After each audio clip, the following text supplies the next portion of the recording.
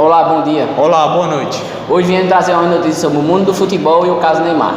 Bom, para começar, queria falar um pouco sobre o nosso lanterninho Vasco da Gama, que foi parar na divisão da quadrata do Pica-Pau. Neste sábado aconteceu algo inacreditável que, de forma inusitada, o Vasco ganhou do Internacional, coisa que não acontecia desde quando minha avó contava histórias do Pica-Pau. Notícias sobre Neymar Júnior. O novo caso que vem acarretando várias coisas na televisão brasileira, que a Globo parou de falar de Bolsonaro, parou de falar de um monte de coisa. A mulher que fez Mauro ser afastado da Globo, fazer a Globo parar de falar de Bolsonaro, ela foi à justiça e com o exame de corpo de delito comprovou que Neymar não tocou nela e sim ela que queria fazer o mal com ele. Feito inacreditável acontece na Nova Floresta. Mulher é matada de panela. Como o caso pode ser explicado? Esse caso ocorreu porque a mulher foi fazer o café e de tal forma que ela deixou passar o tanto mais do tempo estipulado, e então o marido chegou em casa e viu que ela tinha queimado o café e pegou uma arma em panela. Então a mulher morreu de causa de panela.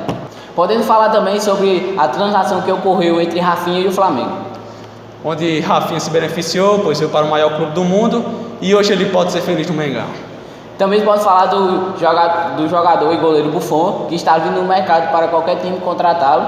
Agora vamos à entrevista do nosso repórter Max da Cabecinha com o professor Jacinto Genesi.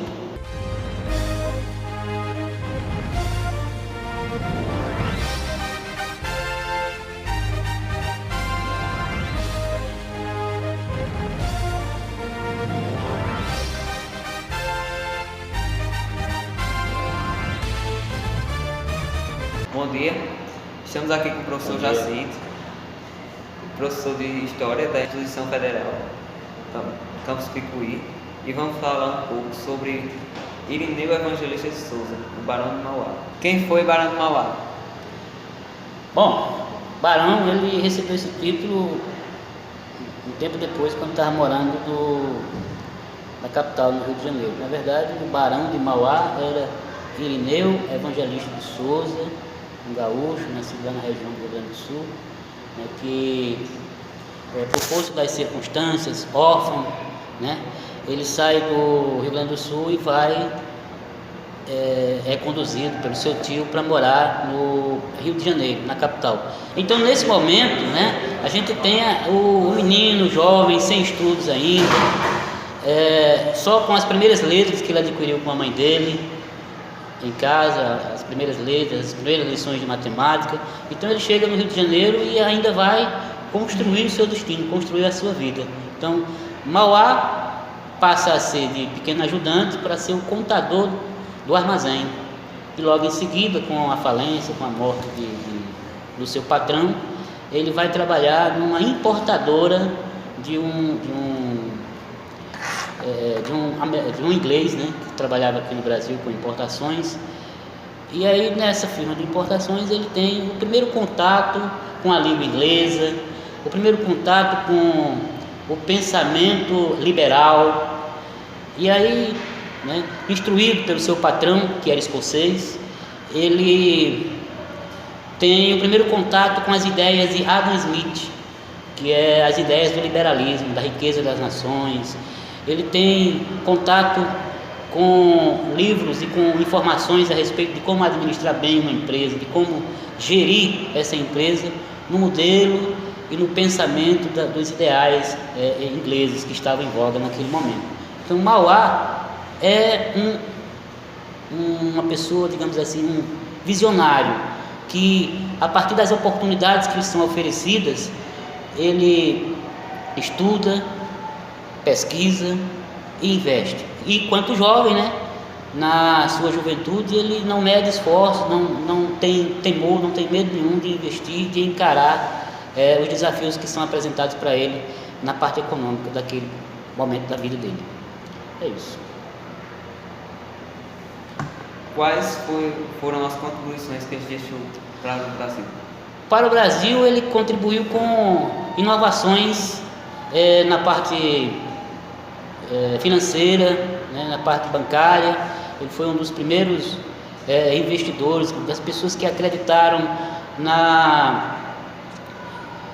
no modo de produção e na atuação econômica do regime liberal. Então ele abre casas de financiamento, abre bancos e em seguida participa também de investimentos no setor público, ou seja, ele consegue concessões para explorar as distribuição de água encanada, distribuição de água encanada,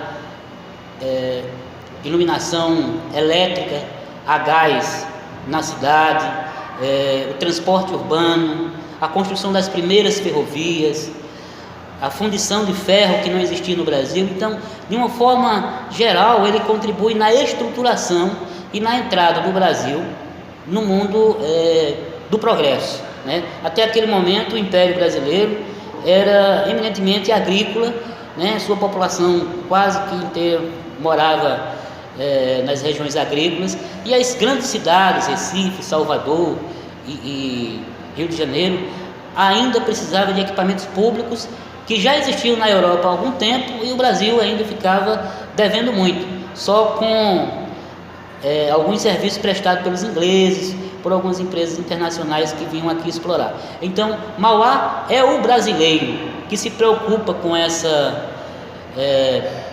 esses serviços e oferece eles, e com isso passa a ganhar muito dinheiro. Ele tem um acúmulo de dinheiro tão grande que chega a ter mais dinheiro do que o próprio orçamento do Império. Como o senhor falou, ele construiu algumas empresas, algumas fábricas. Após a excursão, o que aconteceu com essas empresas? Bom, como tudo na vida, em economia se fala muito em ciclos, né? Cresce e depois o ciclo volta. Na verdade, ele fez investimentos atrelado ao serviço público, né, ao governo. E o governo também estava em decadência.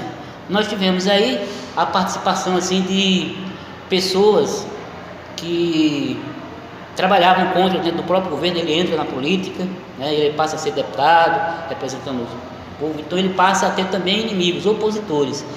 E as suas empresas, algumas delas, começam a ter problemas de caixa. Há um incêndio criminoso em uma das fábricas dele, que ele estava montando lá no Rio de Janeiro, e tudo isso aí vem a contribuir para a queda. Inclusive, né, investidores das suas empresas deixaram de investir também, né? Então há mudanças de forma que algumas empresas deles começaram a ter prejuízo. A primeira empresa dele que teve um prejuízo, ele muito sabiamente fechou ela antes de dar prejuízo, que foi uma empresa que ele tinha de importação, que ele passou a ser sócio do escocês, ficou com essa empresa há algum tempo, e teve um momento em que as importações ficaram muito caras, os impostos foram aumentados, e ele, percebendo que não tinha mais condições de gerir aquela empresa da forma como vinha antes, fechou a empresa, liquidou, pagou a todo mundo, pegou o dinheiro e foi investir em outros negócios mais rentáveis. Só que com o passar dos anos, né, como eu disse logo no início, enquanto jovem ele é atirado, ele investe, faz isso, faz aquilo, mas com o tempo se deveria estar mais comedido. No entanto, ele continuou com o mesmo alvoroço, fazendo os seus investimentos, coisa que no final das contas levou a esse fracasso. E mesmo ele tendo essa carreira tão, como é que eu posso falar? Promissora, por que ele encerrou tudo isso? faliu. Com falecimento, né? Ele faliu e fez um discurso muito grande na época que estava falindo, quando desistiu das empresas, jurando um dia pagar todo mundo. Pagou a quem pôde pagar, mas nem todo mundo recebeu. E pouco tempo depois ele morreu. Irineu Evangelista, ele não era escravocrata, muito pelo contrário, né? As ideias que ele aprendeu com a vida, com os estudos que ele fez, ele era a favor da abolição e primava assim pela questão do trabalho assalariado, bem típico do pensamento inglês daquela época. Produzir, ter suas empresas para vender seus produtos, mas ele precisava ter um mercado consumidor para isso, e não poderia existir mercado consumidor forte se a gente continuasse ainda no Brasil no período da escravidão, né? com um contingente muito grande de pessoas sem possuir dinheiro nem condições de comprar os seus produtos, os seus tecidos, né, nem de consumir a água fornecida pelas suas empresas. Nada disso seria possível se a escravidão continuasse no Brasil. Então ele era abolicionista. Agora uma pergunta básica para o nosso repórter Ventinha, ver se ele sabe responder. Ventinha, qual é a diferença entre o padre e a Mercedes? Eu tô por fora, Zebra. Qual é a resposta? Rapaz, você não sabe disso, vamos estudar um pouco mais. É que o padre, ele reza, e a Mercedes, ela benze. Agora vamos para o próximo quadro, onde o presidente...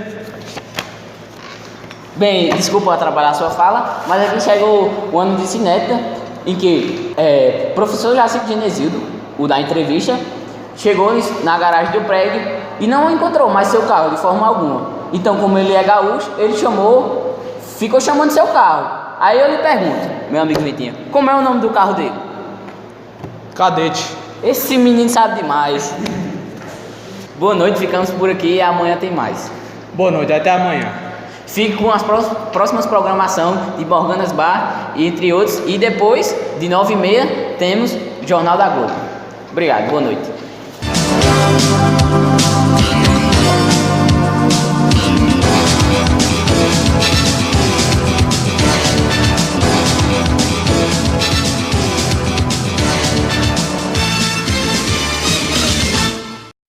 Jornal Nacional.